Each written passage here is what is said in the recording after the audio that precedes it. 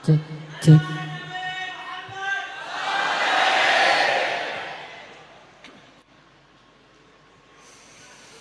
Bismillahirrahmanirrahim. Assalamualaikum warahmatullahi wabarakatuh.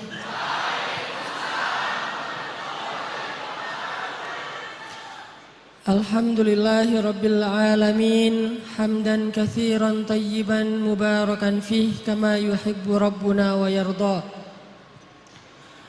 Ashhadu an la ilaha illallah wahdahu la syarikalah wa ashhadu anna Muhammadan abduhu wa rasuluhu la nabiyya ba'dah. Allahumma salli wa sallim wa barik ala sayyidina Muhammadin wa ala alihi wa sahbihi wa man tabi'ahu ila yaumiddin. Amma ba'd. Puji syukur kepada Allah Subhanahu wa taala. Malam ini kita bisa silaturahim, bisa ngumpul, bisa sharing bareng, belajar. Semua kita sama-sama sedang belajar. Karena dalam Islam itu belajar tidak ada batas waktu dan batas usia. Belajar dari sejak kita faham mana yang boleh, mana yang tidak boleh, atau balik sampai kita kembali pulang kepada Allah Subhanahu wa taala. Bisa jadi beberapa saat sebelum kita sakaratul maut, itu pun kita masih belajar 1-2 hal. Dan seandainya kita masih sempat mengamalkan ilmu walaupun sebetulnya nyawa sudah di tenggorokan, maka kita berusaha untuk mengamalkan ilmu yang kita pelajari. Jadi malam ini kita berkumpul, alhamdulillah bisa belajar bareng. Mudah-mudahan teman-teman semuanya mendapatkan apa yang Nabi janjikan. Siapa yang menempuh jalan untuk mencari ilmu, maka Allah mudahkan baginya jalan ke surga. Mudah-mudahan semua yang ada di sini, Allah mudahkan jalan ke surga Allah. Allah mudahkan untuk mendapatkan hidayah Allah, dan insya Allah Allah mudahkan juga untuk mendapatkan pasangan hidup dunia dan akhirat. Beda aminnya ya. Terima kasih buat panitia, buat DKM, buat semua teman-teman yang udah hadir di sini dari berbagai macam komunitas. Saya yakin di sini banyak anak main, banyak anak-anak gaul, banyak anak-anak yang selebgram. Tapi buat saya selebgram itu nggak penting. Buat apa followers banyak-banyak tapi statusnya orang lain? Lebih baik followers 1 aja tapi statusnya adalah istri.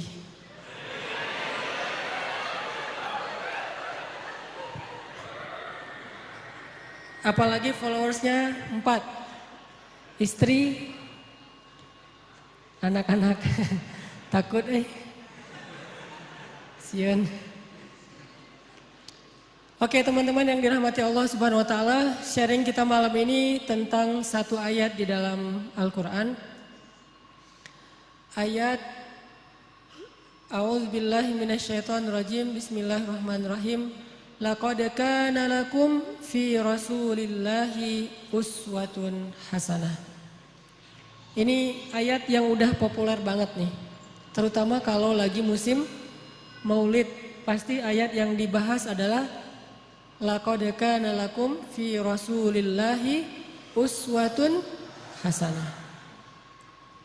Tapi malam ini saya akan bahas dari angle yang mungkin jarang dibahas. Dari sudut pandang yang selama ini mungkin jarang kita pikirkan.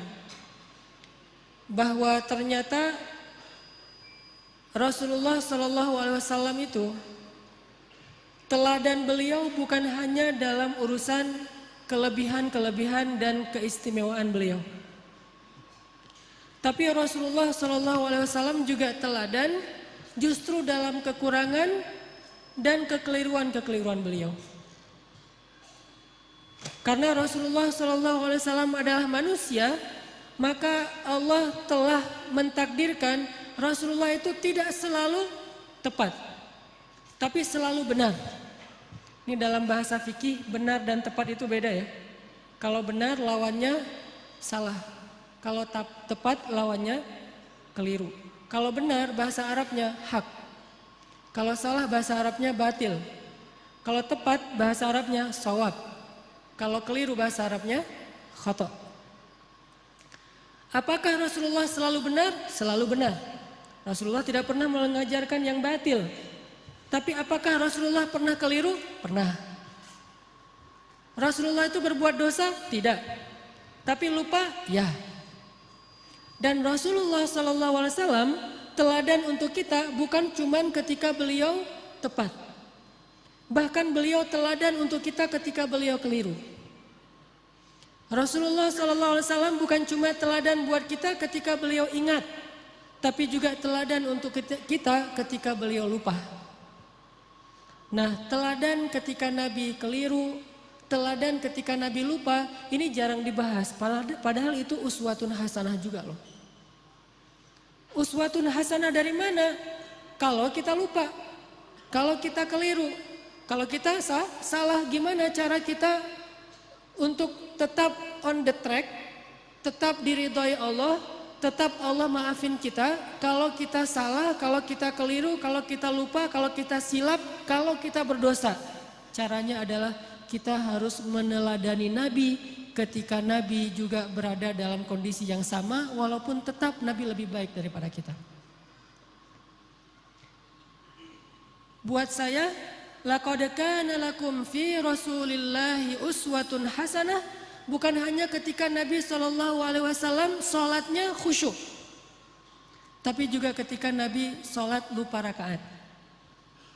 Nabi itu pernah sholat harusnya 4 rakaat, lupa jadi 2 rakaat. Terus selesai salam 2 rakaat nih, kayak orang sholat qashar. Selesai salam, sahabat nanya, ya Rasulullah, apakah kita mengqashar sholat? Kata Nabi, tidak. Memangnya kenapa? Kita sholat 2 rakaat loh Rasul. Kata Nabi, beneran? Beneran. Tanya ke sahabat-sahabat yang lain, semuanya bilang ya, kita tuh sholat 2 rakaat. Akhirnya Nabi berdiri lagi, takbir, melanjutkan 2 rakaat sholat yang tersisa dan menutupnya dengan sujud sahwi. Lupanya Nabi uswatun hasanah. Sehingga kalau kita mengalami apa yang pernah Nabi alamin, kita sholat lupa nih, maka kita punya teladan yang paling baik untuk memperbaiki kesalahan dan kelupaan kita. Oh, kalau saya kurang 2 rakaat, tinggal tambah. Tidak harus diulang dari awal menurut jumhur ulama. Uswatun hasanah. Dan bukan hanya itu, uswatun hasanahnya juga buat kita bahwa Nabi itu nggak pernah sombong, nggak pernah gengsi untuk mengakui bahwa beliau keliru. Itu juga uswatun hasanah. Kan harusnya Nabi itu yang dilihat itu yang ideal-ideal, yang keren-keren, yang istimewa ya. Begitu sekali keliru, Nabi kalau misalnya beliau bukan teladan, beliau nggak akan ngaku. Ah, kalian aja yang nggak khusyuk, kan saya nggak mungkin nggak khusyuk. Saya ini Nabi loh, masa kalian ngomongin saya salah? Enggak. Kalau kayak gitu, beliau bukan uswatun hasanah. Justru karena beliau lapang dada, besar hati, low profile, tawadu, dan mau mengakui kalau beliau memang keliru, disitulah uswatun hasanah dari Nabi untuk kita. Kadang seorang ustadz bisa salah, kadang seorang guru bisa keliru, kadang seorang pemimpin juga salah. Gak boleh seorang pemimpin merasa bahwa dia tuh selalu benar, tuh gak boleh. Karena kalau dia sudah merasa selalu benar, berarti dia sudah mengkultuskan dirinya. Dan Allah mengatakan, fala tuzakku anfusakum huwa a'lamu bimanittaqa. Janganlah kalian menganggap diri kalian suci, artinya gak pernah salah. Jadi pemimpin yang meneladani Rasulullah SAW bukan cuma meneladani dari angle jujur, amanah, profesional, tapi juga meneladani Nabi dari angle apa? Bahwa kalau keliru, berbesar hati untuk mengakui. Kalau dinasihati oleh orang lain dan nasihat itu memang tepat dan benar, maka dia menerima dengan lapang dada. Kalau perlu dia berterima kasih kepada orang yang sudah menasihati dia, bukan malah ilfil, bukan malah menyakiti, bukan malah menzolimi. Ini uswatun hasanah ketika Nabi keliru. Laqad kana lakum fi Rasulillah Laqad kana lakum fi Rasulillahi uswatun hasanah. Pasti di dalam diri Rasulullah itu ada uswatun hasanah. Tapi kan Rasul nggak selalu tepat, walaupun tepatnya itu banyak, sedikit keliru, tapi tetap ada kelirunya. Bahkan kalau kita baca ayat-ayat Al-Quran, kita akan menemukan lebih dari satu ayat-ayat teguran terhadap Nabi, ya kan? Walaupun yang populer satu, surat Abasa. Tapi surat dengan makna yang sama dengan surat Abasa di dalam Al-Quran itu lebih dari satu. Ada beberapa, bahkan lebih dari 3.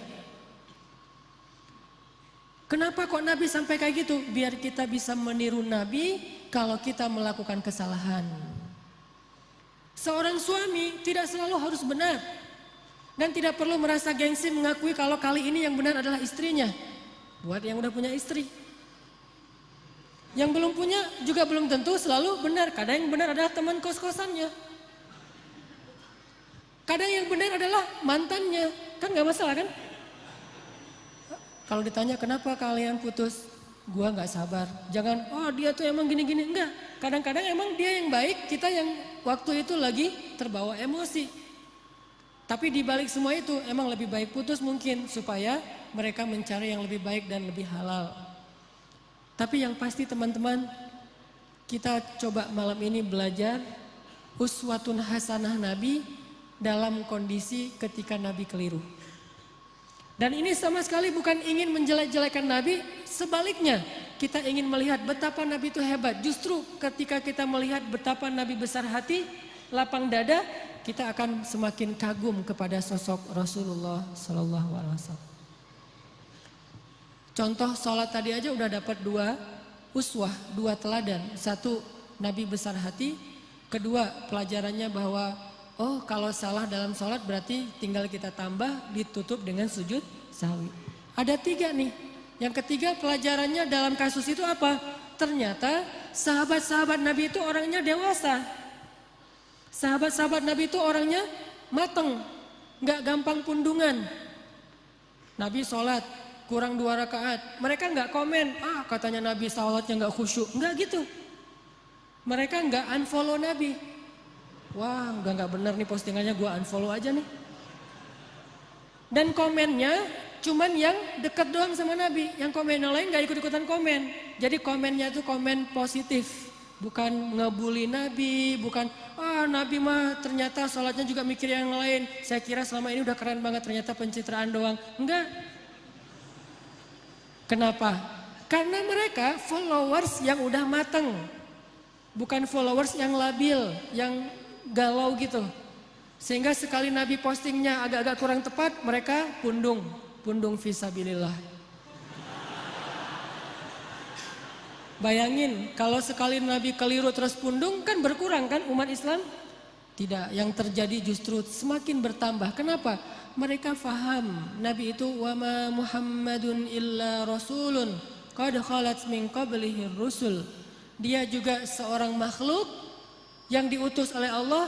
Kadang dia wafat, Allah menghidupkan dan mematikan, Allah memberi makan, Allah memelihara, Allah membuat dia ingat dan lupa. Semua itu adalah sifat manusia yang melekat pada diri Rasulullah Sallallahu Alaihi Wasallam. Cuma satu bedanya, beliau Allah jaga dari berbuat dosa, maksum.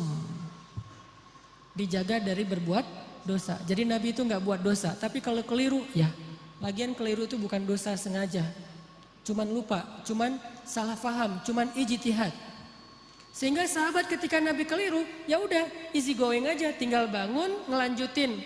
Jadi makmum Nabi, nggak ada sahabat yang akhirnya dorong-dorong Abu Bakar, lu aja yang jadi imam. Kayaknya Nabi lagi agak-agak kurang khusyuk gitu malam ini. Kayak lagi apa misalnya, enggak, sahabat tetap aja ya udah Rasulullah kita ikutin. Nabi lanjut 2 rakaat diikutin dan enggak ada yang ngomongin di belakang. Enggak ada yang diam-diam, bisa gitu juga ya Nabi, gua heran, jadi gosip. Terus besok keluar di postingan-postingan sahabat, Nabi ternyata manusia biasa. Hashtagnya Nabi lupa, viral di antara mereka. Gak usah dibesar-besarkan, itu hal yang wajar. Udah aja mereka lupa. Tapi tetap diriwayatkan kisah ini supaya apa?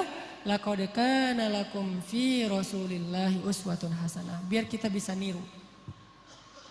Ini angle uswah hasanah yang coba kita terapkan dalam hidup kita.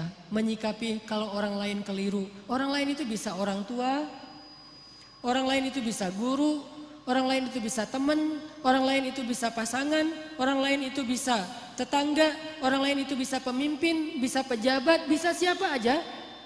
Bahkan orang yang paling soleh sekalipun melakukan kesalahan dan kekeliruan. Salah satu di antara ciri-ciri orang bertakwa yang Allah sebutkan di dalam surat Ali Imran 135. Walladzina idza fa'alu fahishatan aw zalamu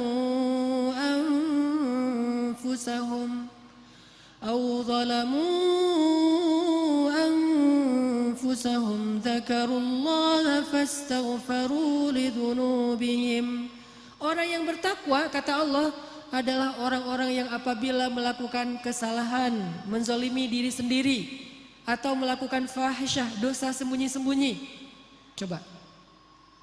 Ternyata orang bertakwa juga bisa ngelakuin dosa, kesalahan. Bedanya apa? Zakarullah.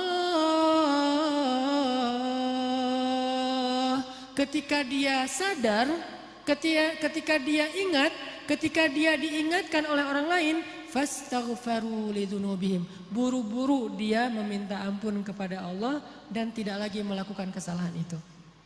Ini bedanya orang bertakwa sama orang yang tidak bertakwa.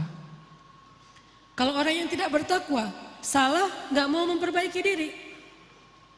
Kalau orang bertakwa, salah juga, tapi mau segera recovery, memperbaiki diri.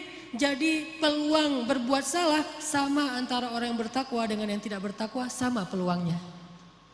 Jangan sampai kita mengkultuskan satu orang, satu tokoh, satu kelompok, mentang-mentang mereka membawa slogan-slogan Islam, memakai simbol-simbol Islam, menggunakan penampilan-penampilan yang kesannya Islami, lantas nggak boleh keliru, nggak boleh salah.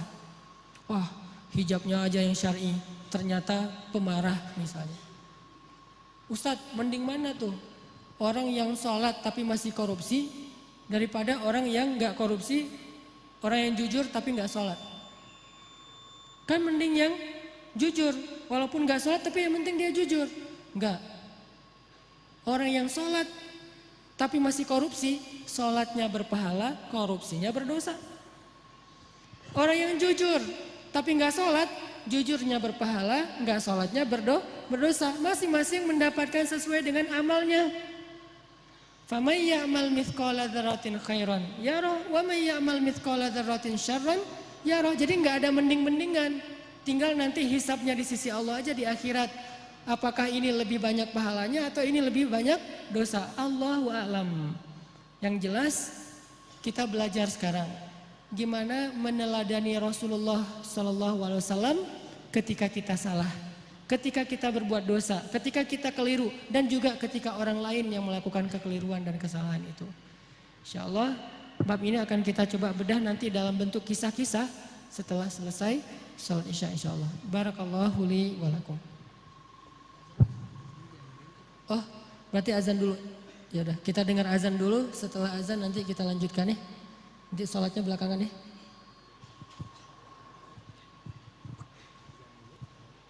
Ya, buat teman-teman jamaah kami informasikan kita akan bersama-sama menyimak terlebih dahulu azan sholat Isya. Nanti insya Allah kita akan mengakhirkan. Bismillahirrahmanirrahim. Teman-teman yang dirahmati Allah Subhanahu Wa Taala, belajar meneladani Nabi SAW itu bukan sekedar belajar mendapatkan wawasan tentang perilaku Nabi, bukan. Kita hafal ayat itu, tapi tidak menjadi perilaku, tidak jadi karakter, nggak jadi attitude, berarti kita belum meneladani Nabi. Cuma hafal ayatnya doang nih. Kita hafal banyak hadis Nabi, kita baca banyak sirah, buku-buku tebal tentang sejarah Nabi, tapi tidak merubah attitude kita menjadi lebih baik seperti yang dicontohkan Nabi, kita berarti belum belajar dan belum meneladani Nabi, cuman tahu doang. Itu namanya orang yang musaqqaf, orang yang berwawasan. belum menjadi orang yang alim, orang yang berilmu. Kenapa? Karena tidak disebut ilmu sebelum dia menjadi rasa di dalam hati dan menjadi perilaku dalam kehidupan.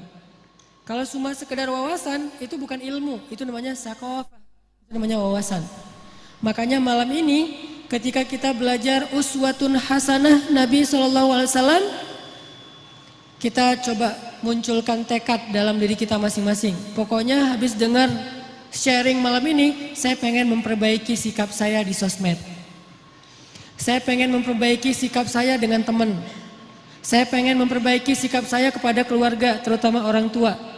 Saya pengen memperbaiki sikap saya kepada mantan. Cara memperbaiki sikap kepada mantan apa? Unfollow. Gak boleh following ya. Kalau mau sesekali ngelihat, bikin aja 2 akun. 1 akun punya kita, 1 lagi untuk stalking ya. Pengalaman. Enggak boleh. Lupakan mantan. Jangan sampai kita baca atau mendengar cerita-cerita tentang Nabi hanya sekedar oh ya, oh gitu. Jangan. Kalau sekedar oh ya dan oh gitu, berarti ini cuma wawasan nih. Dan kalau cuma wawasan, kita ngaji sampai bertahun-tahun juga tidak semakin menjadi lebih baik. Harusnya belajar ilmu yang tadi kata Nabi, siapa yang menempuh jalan untuk mencari ilmu, Allah mudahkan jalan ke surga. Itu ilmu loh, bukan wawasan yang dicari. Kalau wawasan kita bisa kayak otodidak gitu. Kita bisa belajar sendiri dengan dengerin YouTube. Tapi kalau ilmu kan bukan cuma denger. Kita latih tuh. Apa yang udah kita dengar kita latih sehari mungkin gak langsung jadi nih. Sama kayak yang barusan kita dengar misalnya tentang gimana berbesar hati dalam menerima masukan orang lain. Kan gak gampang tuh. Gimana berlapang dada mengakui kekeliruan dan kesalahan kita. Walaupun itu menyakitkan. Itu gak gampang loh. Tapi kalau kita gak praktekin, berarti apa yang kita dengar itu baru sekedar wawasan. Belum memperbaiki perilaku dan attitude kita. Kita belajar sekarang uswatun hasanah Nabi SAW. Bukan sekedar pengen tahu, penasaran ayatnya mana aja ya. Hadisnya gimana aja ya. Kita bukan pengen berdebat dengan dalil. Kita pengen memperbaiki diri. Tapi kalau kita pengen berdebat dengan dalil, kita akan lebih fokusnya ke dalil itu riwayat siapa, kemudian teks aslinya kayak gimana. Terus kalau perlu di capture, nanti kalau ada teman kita yang berbeda pendapat tinggal kita broadcast, kita share. Ini sekedar wawasan yang dijadikan bahan perdebatan. Buat apa kalau kayak gitu? Harusnya kita belajar bukan supaya jago berdebat. Bukan kalau kita nanti berdebat dengan teman kita di grup, kita punya banyak argumen, dalil segala macam. Buat apa yang kayak gitu-gitu? Bahkan Nabi aja pernah mendengar sahabat berdebat di dalam Masjid Nabawi dilemparin debu sama Nabi. Jadi ada sahabat lagi ngaji nih, lagi baca Quran di dalam masjid. Kan rumah Nabi di sebelah masjid. Tadinya ngaji, asik tuh, seru. Bismillahirrahmanirrahim, baca santai. Lama-lama mulai terjadi keriuhan, kegaduhan. Nabi dalam rumah ngedengar kok udah mulai ada orang yang teriak-teriak ya. Kok mulai kayak ada orang yang marah-marah. Nabi keluar melihat mereka lagi berdebat tentang makna satu ayat. Nabi mengambil debu dan melempari mereka dengan mengatakan, kalau kalian membaca ayat Al-Quran, carilah ayat yang mempersatukan kalian. Artinya jangan membaca ayat-ayat yang membuat kalian berpecah belah, bukan ayatnya, tapi persepsi dan tafsiran terhadap ayatnya. Jadi teman-teman, saya pengen magerin dulu nih, bahwa yang kita belajar malam ini, termasuk saya, kita niatkan, untuk memperbaiki perilaku kita. Baik perilaku kita di dunia nyata atau di dunia maya. Pokoknya kita perbaiki perilaku kita. Dan anak Indonesia tuh, anak Jawa Barat, orang Sunda itu diantara seluruh suku yang ada di Indonesia itu kan termasuk salah satu suku yang terkenal paling lembut, santun, tata keramanya luar biasa kan?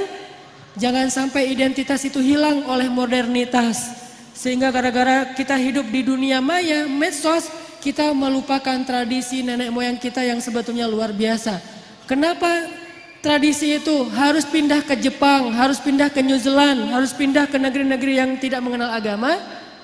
Harusnya tradisi itu tetap ada di negeri kita, di negeri orang-orang yang beriman kepada Allah Subhanahu wa taala. Makanya kita perbaiki lagi. Karena saya beberapa kali jalan ke beberapa negara, rahmat dari Allah bukan karena hebat. Kalau orang lain mungkin jalan-jalan itu karena banyak duit ya.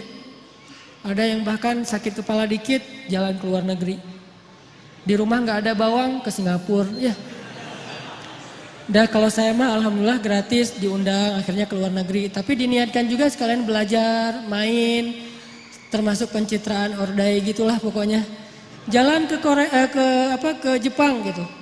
Kenapa orang Jepang itu attitude-nya lebih Islami daripada kita? Padahal mereka tidak membaca teks-teks agama karena mereka terus berusaha memperbaiki perilaku mereka. Walaupun sisi lain mereka banyak masalah sih. Jalan ke New Zealand, di Auckland misalnya. Itu orang-orangnya itu luar biasa, sangat menjaga perasaan orang lain. Nah kita punya teks yang sangat ideal. Punya teladan uswatun hasanah yang udah paling keren lah pokoknya. Nggak ada lagi teladan yang lebih keren daripada teladan kita.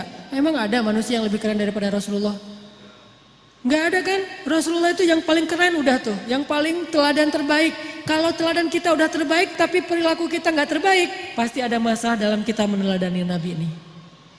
Bukan Nabinya yang nggak keren, kita belum meneladani Nabi secara utuh.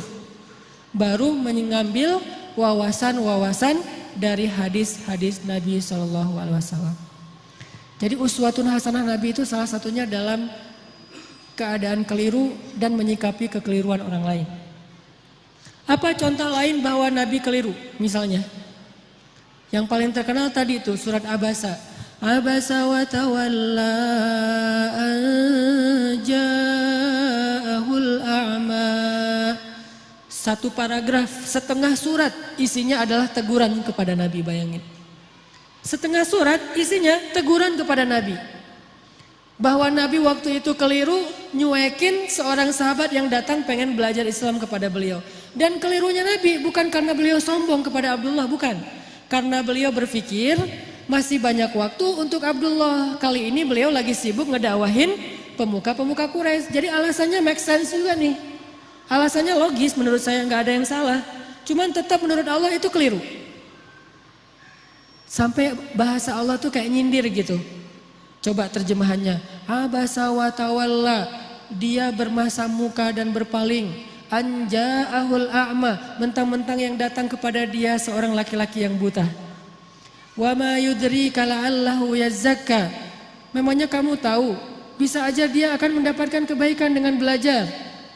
Sedangkan orang yang banyak harta dan sombong, kamu malah meladeninya. Giliran hambaku yang miskin, yang buta datang kepadamu, kamu malah cuek kepada dia. Kalla, kata Allah, jangan gitu dong Muhammad, coba. Kalla kan artinya bukan sekali-kali tidak ya. Dalam konteks saya ini arti kalla jangan gitu dong.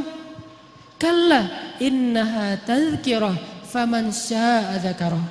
Jangan gitu dong Muhammad, ini kan pelajaran untuk orang yang menginginkannya, kamu kasih pelajaran itu. Nabi ditegur sama Allah Subhanahu wa taala dengan bahasa sindiran, dan itu kayaknya kalau kita ditegur kayak gitu gimana perasaannya tuh? Bayangin seorang ustadz, seorang guru pondok pesantren, kiai besar, pemilik pesantren yang selama ini tuh ceramah menasihati murid-muridnya, tiba-tiba suatu saat dimarahi oleh orang lain gara-gara beliau keliru di depan umum. Kira-kira gimana perasaannya? Malu kan? Kalau dia gengsi. Nabi nggak malu. Bukti Nabi nggak malu apa? Ayat itu kemudian dibacakan oleh Nabi kepada para sahabat. Abdullah udah pulang karena Nabi bermasa muka, tiba-tiba turun ayat surat Abasa. Nabi mengejar Abdullah, ngumpulin sahabat, terus Nabi bilang, telah turun kepadaku satu ayat. Maukah kalian mendengarkannya? Mau ya Rasulullah. Sahabat semangat mendengarkan Al-Quran. Bayangin gimana perasaan Nabi bacain ayat teguran terhadap diri sendiri. Kebayang gak tuh? Kalau ayat-ayat yang lain, bahwa Muhammad itu adalah uswatun hasanah, Muhammad itu adalah yang terbaik, Muhammad itu jujur, Muhammad itu gampang ngebacanya. Tapi kalau Muhammad itu keliru, ini berat nih. Tapi buat Nabi itu tidak berat, menunjukkan Nabi itu sangat low profile. Bayangin, kumpulin sahabat satu masjid, terus Nabi bacain Abasa wa tawalla an ja'ahul a'ma wa ma yudrika la'allahu yazzakka. Sahabat pada toel-toel, siapa yang dimaksud? Nabi.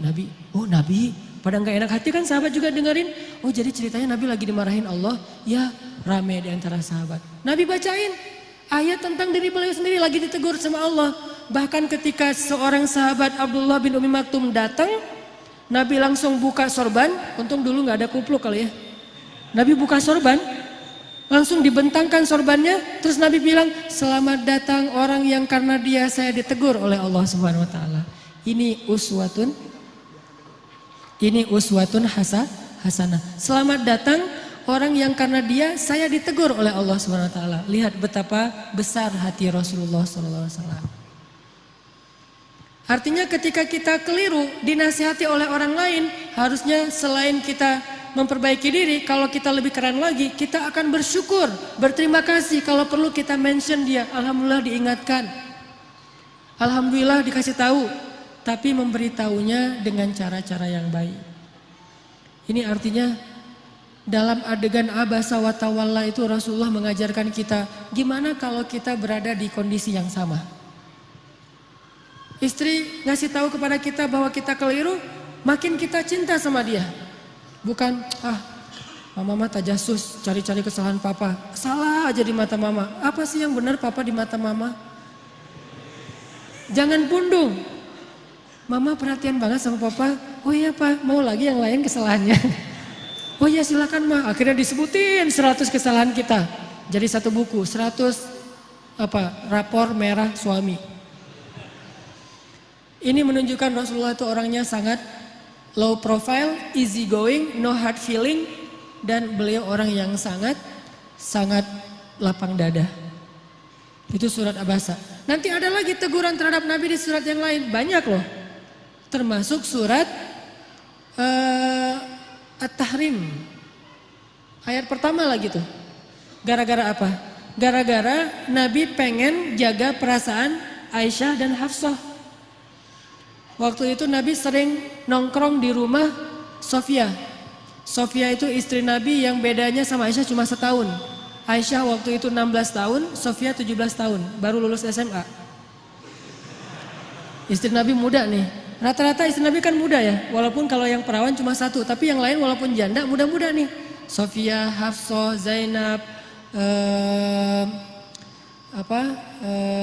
Ummu Salamah. Yang tua itu kayak Saudah itu tua.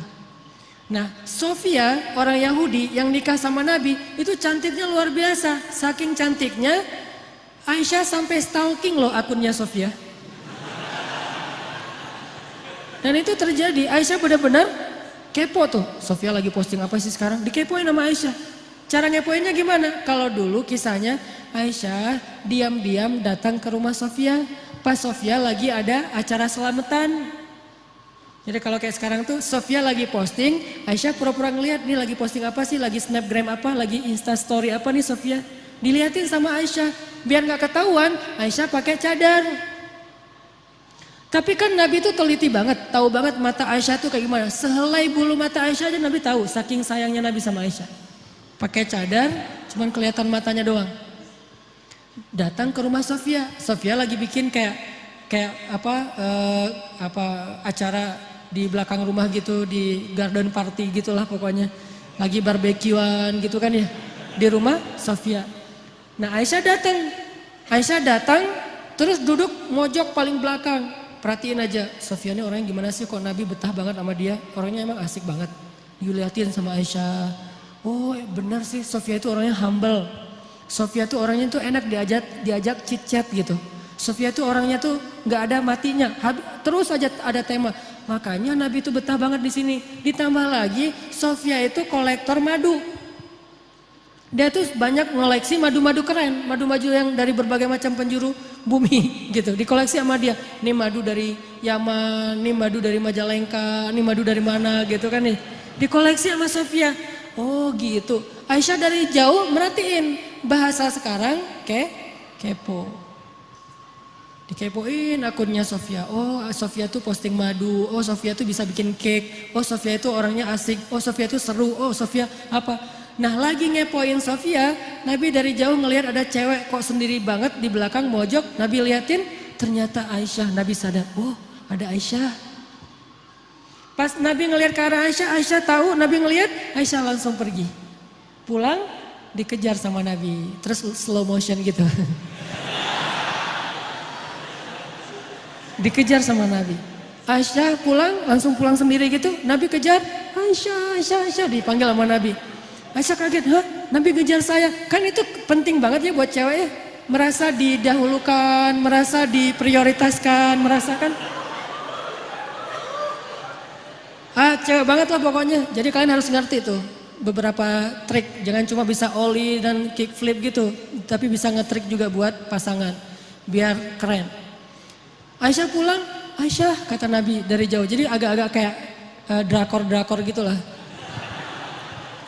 Aisyah langsung mulai ke belakang. Terus Nabi langsung nyamperin, yuk jalan bareng aku. Dipegang tangan sama Nabi, jalan berdua. Jangan dibayangin, susah. Pokoknya dengerin aja, membayangkannya nanti-nanti aja kalau udah halal. Pegangan tangan, jalan berdua. Pegangan tangan tuh gak kaku gini ya. Pegangan tangan sambil gini-gini berdua, terus jalan dari rumah Sofia ke rumah Aisyah. Di tengah jalan ngobrol, chit-chat gitu. Karena Aisyah juga orangnya tuh seru kalau diajak ngobrol. Aisyah tanya, Nabi kata Aisyah. Apa Aisyah? Gitu. Aku mau tanya kata Aisyah. Boleh, tanya apa aja boleh. Kalau misalnya Nabi jadi penggembala, terus ada 2 padang rumput. Yang satu tuh udah pernah dipakai penggembala lain, yang satu lagi nggak pernah dipakai. Kira-kira Nabi mau menggembala di mana? Pertanyaan Aisyah. Nabi langsung ngeklik. Oh, maksudnya istri-istri Nabi kan semuanya janda kecuali Aisyah. Jadi lebih cenderung kemana Nabi teh? Kata Nabi, ya pastilah ke padang rumput yang belum pernah dipakai menggembala siapa-siapa. Beneran? Beneran. Hore kata Aisyah. Ini lihat. Pengertiannya Nabi, orangnya tuh empati banget sama pasangannya. Nah suatu saat Aisyah tuh lagi nungguin Nabi pulang di rumah. Nabi kayak telat gitu pulangnya, padahal gak macet, tapi telat pulangnya tuh. Kenapa ya Nabi kok telat banget pulangnya? Ditungguin sama Aisyah.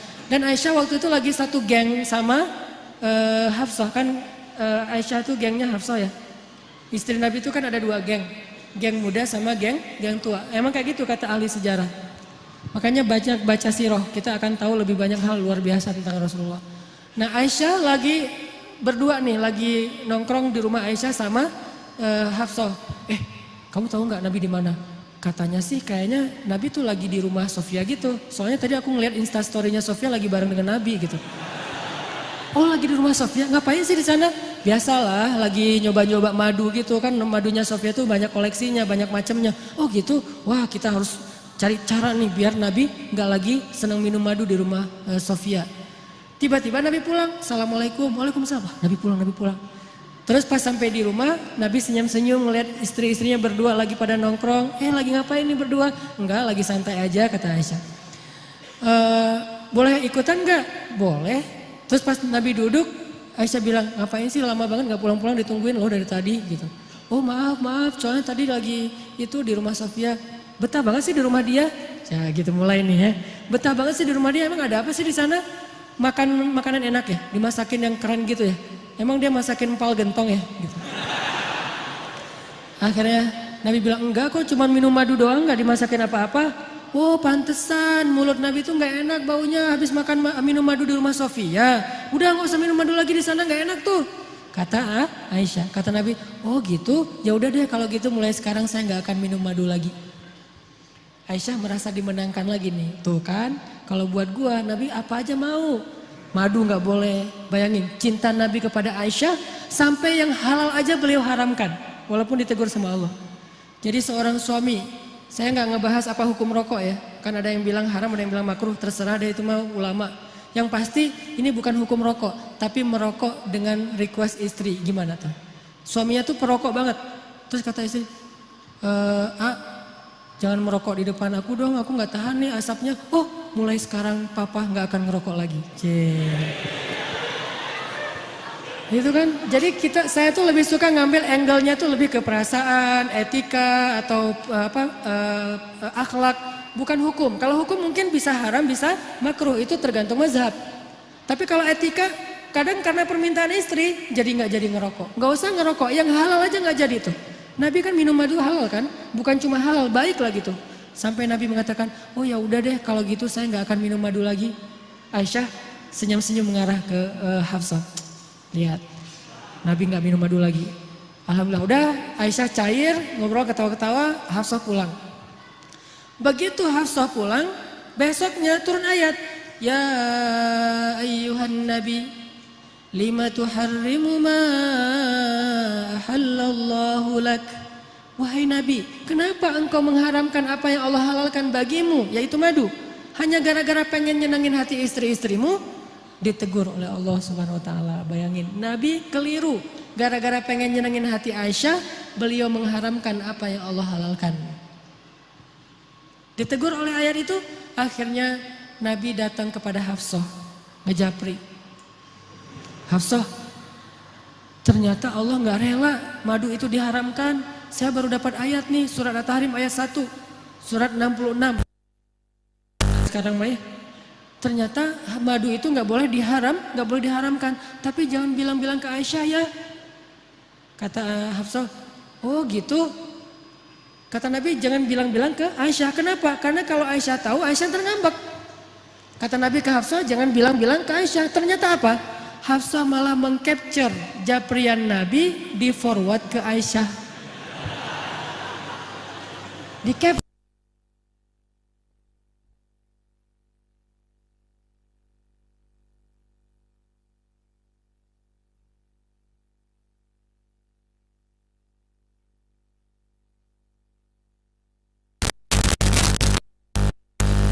Aisyah dapat message dari Hafsah, langsung dibuka gitu kan. Pas dibaca ternyata capturean Nabi nggak jadi mengharamkan madu. Marahlah Aisyah. Aisyah marah, akhirnya Aisyah kalau posting nggak mau lagi pakai hashtag demi Tuhannya Muhammad. Karena biasanya Aisyah tuh kalau posting ada 2 hashtag. Kalau Aisyah lagi sayang, lagi normal, dia pakai hashtag warabbi Muhammad, demi Tuhan Muhammad. Itu hashtagnya. Kalau Aisyah lagi bete nih, hashtagnya berubah, demi Tuhan Ibrahim. Beda hashtagnya. Jadi kalau hashtagnya demi Tuhan Muhammad, ini postingan lagi kangen sama Nabi. Kalau hashtagnya demi Tuhan Ibrahim, ini lagi bete sama Nabi nih. Waktu itu Aisyah posting, entah posting apa gitu, hashtagnya demi Tuhan Ibrahim. Nabi baca, wah Aisyah lagi marah nih, ada apa? Nabi datang, sebelum Nabi ketemu Aisyah, Allah langsung DM Nabi. Kata Allah, ya Muhammad, ternyata Hafsah sudah mengcapture chat kamu itu kepada Aisyah, sehingga sekarang Aisyah dan Hafsah itu bersekongkol untuk marah sama kamu. Begitu Nabi datang, Nabi langsung bilang ke Hafsah, Aisyah, kenapa kamu capture? Kenapa kamu kasih tahu kepada Aisyah? Hafsah kaget. Ya Rasul, tahu dari mana? Aisyah kasih tahu ya? Kata Aisyah, enggak, saya enggak kasih tahu. Terus tahu dari mana? Kata Nabi, Allah yang kasih tahu kepada saya. Turun lagi ayat berikutnya, khusus buat Aisyah sama Hafsah. @Aisyah dan @Hafsah_Umar bin Khattab.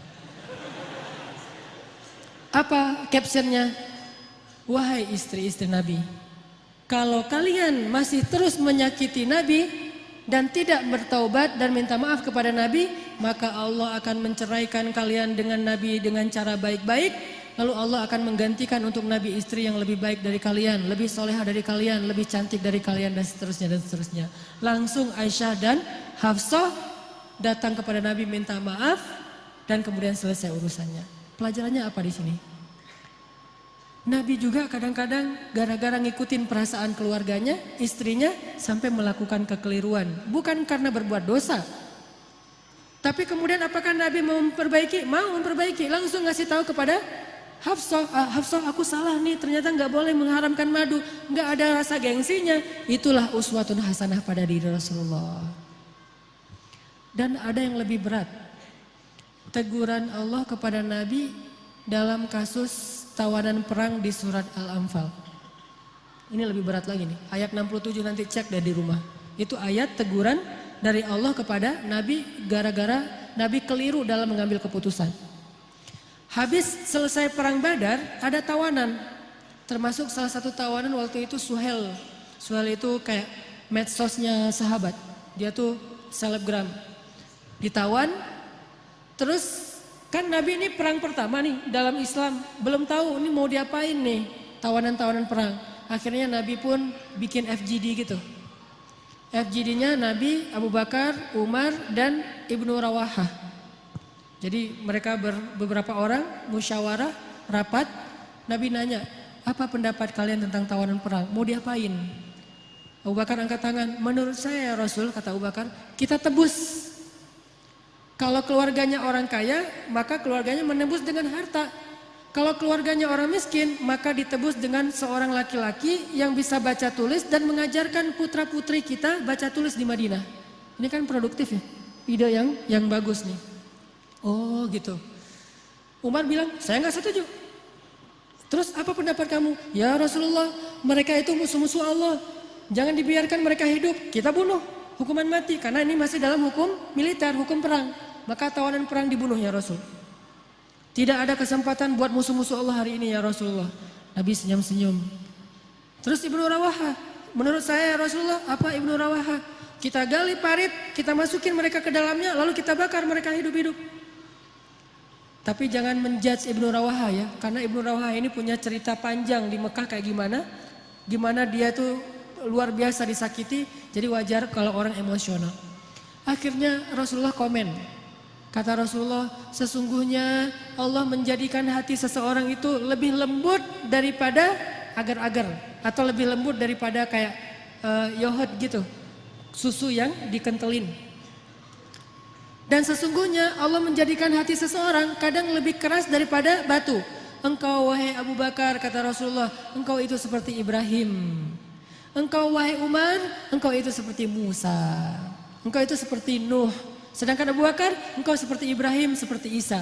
Dua nabi masing-masing dimisalkan untuk mereka. Ini artinya nabi itu menghargai pendapat orang. Engkau wahai Abu Bakar, seperti Ibrahim dan seperti Isa. Gimana Ibrahim dan Isa? Memaafkan. Ketika ayahnya pengen mengusir Ibrahim, apa kata Ibrahim? Qala salamun alaik. Sa'astaghfiru laka rabbi innahu kana bi hafiyya. Keselamatan bagimu wahai ayah. Padahal ayahnya udah zalim sama dia, tapi masih didoain kebaikan. Saya akan berdoa kepada Allah supaya Allah mengampuni dosa-dosa ayah. Itu Ibrahim. Isa juga kayak gitu, memaafkan murid-muridnya yang melakukan kesalahan. Engkau wahai Abu Bakar seperti Ibrahim dan Isa. Sedangkan Umar seperti Nuh dan Musa. Gimana Nuh? Ketika orang-orang sudah zalim, sudah syirik kepada Allah, Nuh berdoa, ya Allah, hancurkanlah orang-orang kafir itu sehancur-hancurnya sampai keturunan mereka, jangan engkau biarkan mereka hidup di muka bumi dan membuat kerusakan. Musa, ketika orang Bani Israel menyembah anak sapi, Musa pulang, maka dihukum mati mereka satu persatu kan? Ini Umar, seperti Nuh dan Musa. Tapi kalau Ibnu Rawahah, Nabi nggak komen, diimamin aja, nggak usah di like, nggak usah di komen, biarin aja. Karena pendapatnya agak-agak sadis gitu kan, dibakar hidup-hidup. Akhirnya setelah menghargai dua pendapat sahabat senior, Nabi mengambil salah satu di antara dua pendapat itu, pendapat Abu Bakar As-Siddiq. Menurut saya, kata Nabi, pendapat Abu Bakar lebih tepat. Ayo kita tebus dengan tawaran dengan harta ataupun guru baca tulis. Setelah selesai penebusan, turun ayat 67. Kata Allah, tidaklah pantas seorang nabi memiliki tawanan lalu menukarnya dengan harta duniawi. Kalau kamu menginginkan harta, aku berikan harta yang lebih dari itu, wahai Muhammad. Allah marah kepada Nabi. Ayat 67. Setelah ayat ini turun, Nabi bacain kepada Abu Bakar. Nabi dan Abu Bakar menangis seharian dari pagi sampai sore. Nangis. Kenapa nangis? Karena sedih, takut, taubat, menyesal kepada Allah Subhanahu wa taala. Ya Allah, ampunkan saya, kata Nabi, ampunkan saya. Abu Bakar juga gitu, ini gara-gara saya nih. Ya Rasulullah, ini ide saya. Rasulullah nggak salah, saya yang salah. Berdua aja nangis tuh. Ini hebatnya Rasulullah. Inilah uswatun hasanah. Berdua nangis. Lagi nangis, Umar lewat. Umar ngelihat Abu Bakar dan Rasulullah nangis, Umar langsung diam. tanya, "Ya Rasulullah, ya Abu Bakar, ma yubkikuma?" Kenapa kalian berdua menangis? Kalau ada hubungannya dengan saya juga pengen ikut nangis berjamaah. Apa kata Rasulullah? "Ya Umar, seandainya hari ini Allah menurunkan azab di muka bumi, maka yang selamat cuman Umar bin Khattab." Lihat gimana Nabi menghargai Umar. Pendapat beliau dan Abu Bakar keliru, pendapat Umar yang benar, lebih tepat. Kemudian Nabi menghargai, seandainya hari ini turun azab di muka bumi, maka yang selamat adalah Umar bin Khattab. Nabi gak pernah merasa gengsi. "Umar, kok Allah gitu banget sih? Kan saya yang Nabi, kenapa kamu yang benar?" Padahal kan kalau mau tuh, Nabi tuh gak usah musyawarah loh. Tinggal minta aja, "Ya Allah nih tawanan perang mau diapain?" Kata Allah, "Bunuh aja Muhammad." Ya udah bunuh. Kan gampang kan? Kenapa Nabi bermusyawarah? Kenapa Nabi nggak minta wahyu aja? Karena kalau Nabi hanya meminta wahyu, maka kita tidak bisa meniru Nabi SAW. Kan kita nggak dapat wahyu. Maka kita meniru Nabi dalam konteks ini adalah menyelesaikan masalah dengan cara musyawarah. Untuk mencari mufakat. Kalau keliru dalam musyawarah, jangan gengsi untuk mengakui. Yang benar, jangan merasa besar kepala. Umar coba, pas Nabi keliru ngomong kayak gitu, Umar nggak bilang, "Tuh kan, saya bilang juga apa, Nabi sih nggak mau dengar kata-kata saya, yang dengar Abu Bakar aja terus mentang-mentang soulmate." Enggak. Umar tuh nggak besar kepala. Terus besok kalau ada pendapat lagi, ini pasti salah lagi nih, harus dengerin saya. Enggak. Umar nggak pernah nyalahin Nabi. Dan ini juga uswatun hasanah. Jadi kalau kita dalam satu organisasi, suami istri, dimanapun, kadang-kadang kita udah musyawarah terus ngambil keputusan keliru, maka yang tadi benar nggak usah nandain. Tuh besok dengerin ya kalau saya ngomongin, enggak, besok musyawarah lagi. Bisa diambil, bisa ditinggalkan pendapat kita. Semua ini adalah uswatun hasanah. Mudah-mudahan teman-teman di sini kita belajar banyak hal. Belajar lapang dada, belajar low profile, belajar tawadu, belajar enggak gengsi, belajar biasa aja, enggak usah merasa besar kepala kalau kita pas lagi benar, lagi tepat. Belajar berdamai dengan pendapat yang berbeda, belajar untuk memperbaiki kesalahan walaupun yang memberitahunya itu seorang budak dari Habasyah, belajar berperilaku lebih elegan. Karena semua kita adalah manusia, maka semua kita punya peluang yang sama dalam melakukan kekeliruan. Mudah-mudahan laqad kana lakum fi Rasulillahi uswatun hasanah kita pada malam ini bisa dilihat dari angle yang lain yang selama ini mungkin jarang dibahas. Bukan hanya ketika Nabi melakukan hal-hal yang istimewa, tapi juga ketika Nabi melakukan hal-hal yang keliru. Itu aja yang bisa saya sampaikan. Mudah-mudahan bermanfaat. Mohon maaf kalau ada yang keliru dan salah. Barakallahu. Wassalamualaikum warahmatullahi wabarakatuh.